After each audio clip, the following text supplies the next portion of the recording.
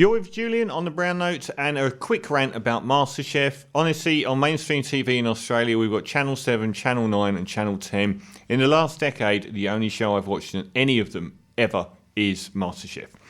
MasterChef Australia has been a balm for many of us, and then it went through this incredible car crash where its 3-decade-long hosts, Gary Megan, George Columbaris and Matt Preston, became embroiled in controversy and they ditched them.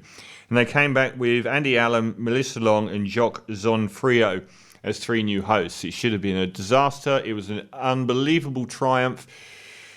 Very clever. Unlike most Australian TV executive, they decided to bring all of the old contestants back to ease the new hosts in. It was a masterstroke because it gave you all of these old people that you've seen on the show for years, and worked really, really well. Everyone loved the new hosts. Andy Allen did a bit too much of the, how good is that, being his only go-to line. Fearless serenity, which I said would be a problem before he started. Lovable guy, but he needs a little bit more articulate language on the show. Melissa became everyone's go-to babe. Gorgeous, gorgeous girl, although her voice is probably the least mellifluous element to her. And Jock was an effortless leader. And it was a great series, but and they nearly ruined the whole thing by doing Junior MasterChef. I mean, I was so angry when they came back with that. Did they not learn the last time? And the viewing figures were terrible. Everyone in the media acted like it was a success, but the viewing figures were awful. No one wants to watch your kid cook apart from you if you're the parents or friends of the parents or family. That's it. That's your viewing figures. No one wants to see your kid cook.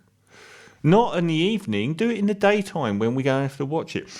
But the thing that really spoilt MasterChef last year, and it seems to be continuing for me, in the last 3 weeks, the overwhelming number of dessert cooks suddenly popped up and were ruling the roost.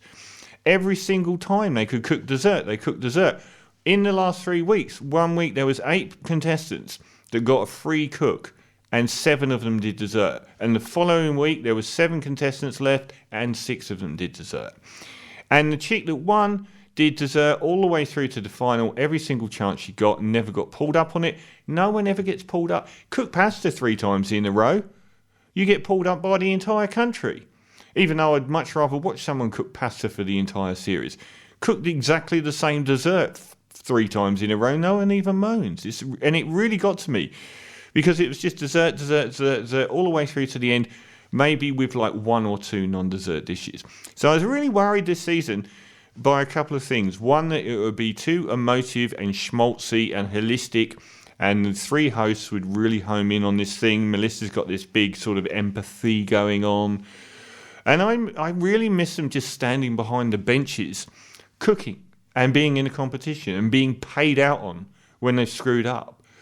Instead of this entire thing, it's like with music now, it's all about their story. It's all about their story and where they came from ethnically and so on. So I was worried about that. Hasn't proven to be that case. I think they've done well there. And they've been critical of the contestants, which I was kind of worried that they would just go through and say everything's good again.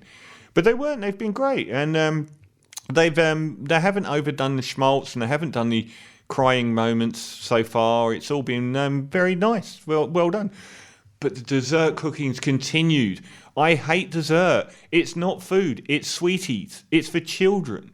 It's for Instagram. And that's what I'm wondering. Is it done because it's a marketing thing to look good on Instagram?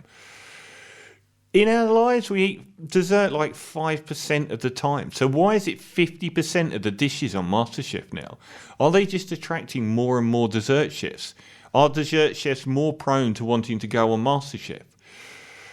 And why do they keep setting challenges which are desserts? I would be so offended if I went through so much to get on MasterChef and I went home on a dessert challenge. It'd be like not even cooking for me. I don't care about it. And that should be the minority. You don't go into a restaurant and 50% of the menu is dessert. Who eats dessert? I don't. Every time I've been to a restaurant, say it's 200 times in the last 5 years, people have probably ordered dessert less than 5% of the time. People order a starter and a main. Very few times do people order a dessert. I'd have a cheese board, if anything. And this food is everywhere. It really grates on me that this perfect looking dessert is held up the same as food, actual food that people eat. So I really hope that dials back. But so far, the contestants and the tasks they're being set have been seemingly 50% desserts, and that is crushing me. So anyway, great work on the series so far. Everything's looking good. So far, Tommy's my favourite, and I thought they picked on him last night. I thought his team let him down.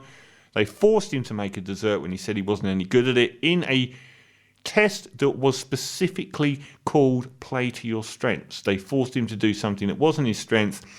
And then the two guys stood on the balcony bickering about him and making snide remarks. And he walked around being holistic and geeing everyone up. No one did it to him once. Anyway, that's my little rant on MasterChef.